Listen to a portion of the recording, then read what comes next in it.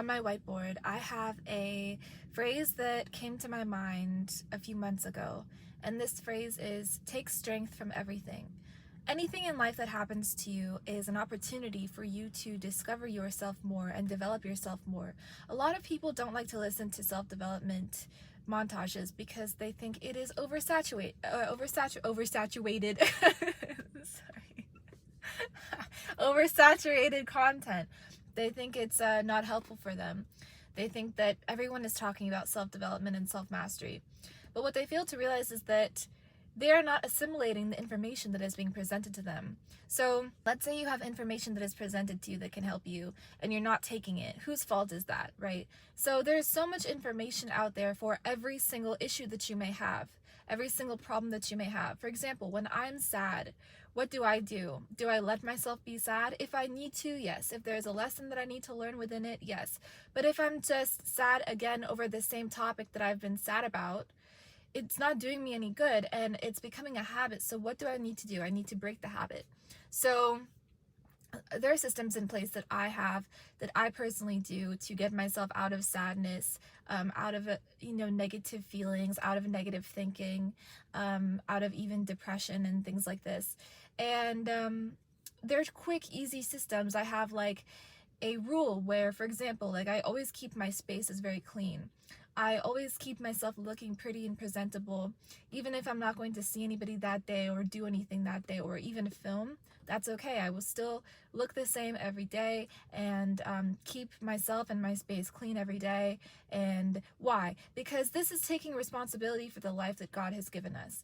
So when we can take outer responsibility and shape our outer world, even in small, seemingly insignificant ways, then our inner world becomes morphed as well to reflect that cleanliness and organization. So, for example, when I'm sad or upset, what I will do is I will quickly organize my space. I may even hop in the shower. I may even change my clothes and put on a better outfit. I may even get myself up and do a workout. You know what I mean? Because there's no time in this life to stay down, simply because if you are upset in any way, it's because there's a lesson that is being presented to you that you are not learning, right? So it's up to you to quickly learn the lesson and body it so you can move on to the next experience and incur the next lesson. And I know that sounds kind of repetitive, that, oh, Seema, like, are you telling me life is a series of lessons? Yes. Nobody said life is easy. No one said it's simple. Nobody told you that you're guaranteed happiness. Nobody promised you any of this stuff. Earth is a school. Life is a school. And in being here, we are meant to self-realize. We are meant to understand the soul and who we are as being the soul. We are meant to understand God. But all of us, truly, in Kali Yuga, which is the current age that we live in, all of us are so far removed from God. We are so far removed from the pure essence that God is, from source consciousness. And we are deluded, thinking that we are the bodies, thinking that we are our bank account, thinking that we are what we do as a career. But we're not. We are here to impact ourselves first and then the rest of the world by learning difficult lessons that streamline us quickly to the composition of our soul and get us to be that way and be that again and live from that. And not live from our ego or not live from, our perceived or like imagined identity. Right? So what do we do with the ego? What do we do with the identity? We use it. We use it to further our mission. We use it to further our purpose. We live from the soul and we use our identity, our body, our ego, our mind, our intelligence, our beauty, our outreach abilities, our networking skills to further our mission and to further our purpose. This is why business is spiritual, because when you can have a motivation to impact the world in some way, suddenly you are not living for yourself anymore.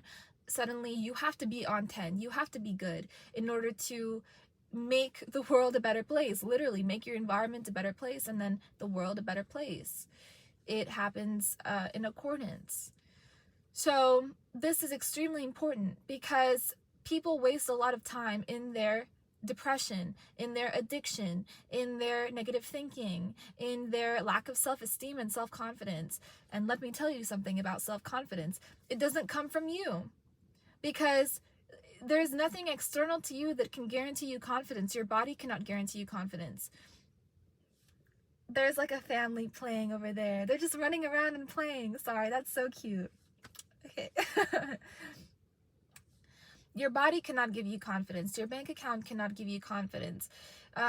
Because all of these things will be taken from you. It's not just that they can be taken from you. They will be. And this is a fact. This is a fact.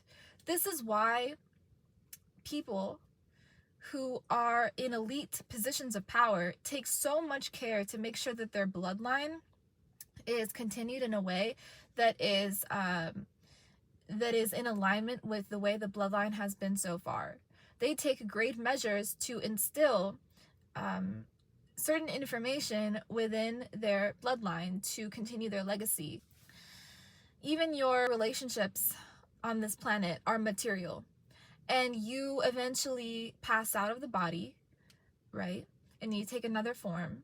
And the relationships that you had on this earth must be, while you are here, they must be transformed into spiritual relationships. Meaning what? Meaning they must have a common fulcrum of placing God in the center. At the end of the day, what is the most important thing is our own personal soul evolution.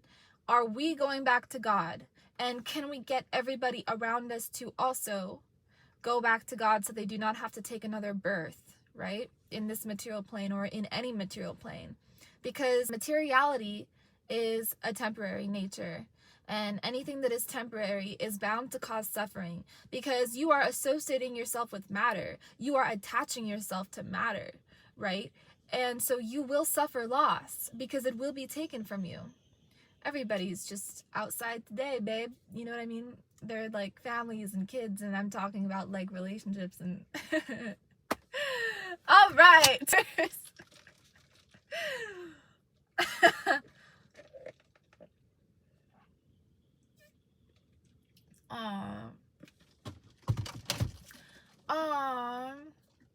You guys don't understand, like, can't see what I'm seeing, but like they're like little kids and like puppies. Like, there's one dog. Adults like running around. Like, I'm gonna go join them. Bye. Like, this video's over. I'm gonna go. Should I? Should I just go? I'm gonna put on my jacket and just run out there and be like, hey guys, I love it so much. See, that's what's important in life, like human connection, relationships, joy for the sake of joy, not worrying about much, you know. And when you are feeling down or depressed or sad, just understand that, you know, everything has a season, and every season will change. The seasons are bound to change. Change is the only thing that's constant. So accept that, embrace that, and you know, do what you can to not feel down.